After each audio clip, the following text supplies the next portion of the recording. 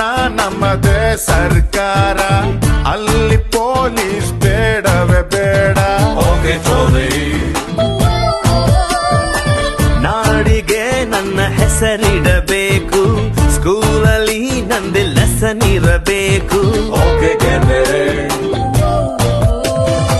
Kannada cinema ತೆಗೆಯೋಣ್ವಾ, hero date ಹಿಡಿಯೋಣ.